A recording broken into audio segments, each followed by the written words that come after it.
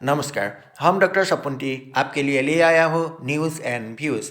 रूस और यूक्रेन युद्ध का 3 साल होने वाला है। लाखों लोग मारे गए और घायल हुए, शहर तबाह हो गई और पूरी दुनिया पर इसका असर पड़ा, चाहे तो तेल केस हो, खाद्य संकट हो या वैश्विक सुरक्षा। अब अमेरिका और यूक्रेन ने संकेत दिया है कि यह युद्ध को डिप्लोमेसी के जरिए खत्म करने की दिशा में बढ़ना चाहते हैं। कूटनीतिक सूत्रों के अनुसार इस 20 शांति योजना के 3 मुख्य आधार हैं: सुरक्षा, संप्रभुता और स्थिरता। इस योजना के प्रमुख बिंदु बताया जा रहा है।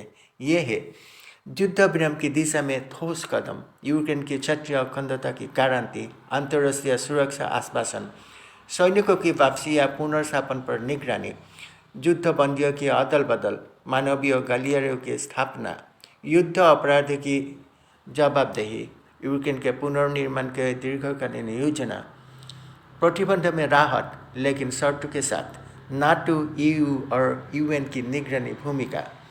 यानी यह योजना सिर्फ सैन्य नहीं बल्कि राजनैतिक, आर्थिक और मानवीय समाधान भी पेश करती है। अमेरिका का मानना है कि युद्ध एक ऐसे मोड़ पर पहुंच गया है जहां आगे बढ़ना बेहद खतरनाक हो सकता है। अगर जंग और लंबी चले तो नाटो, रूस टकराव और वैश्विक अस्थिरता का खतरा बढ़ेगा। यही वजह है कि वाशिंगटन अब दबाव की राजनीति अपना रहा है। राष्ट्रपति जेलेंस्की बार बार कह चुके हैं यूक्रेन शांति चाहता है लेकिन आत्मसमर्पण नहीं। यूक्रेन के लिए कोई भी समझौता उसकी सीमा, संप्रभुता और भविष्य की सुरक्षा से समझौता नहीं कर सकता। अब सबसे बड़ा सवाल, व्लादिमीर पुतिन क्या करेंगे? क्या रूस बातचीत के लिए तैयार होगा? क्या अब इस योजना की सिरे से खारिज करेगा या फिर बातचीत को सिर्फ राजनीतिक समय खरीद के तौर पर इस्तेमाल करेगा? पुतिन की प्रतिक्रिया तय करेगी कि दुनिया शांति की ओर बढ़ेगा या टकराव पर गहरा होगा। यूरोपीय देश सतर्क लेकिन उम्मीद में है।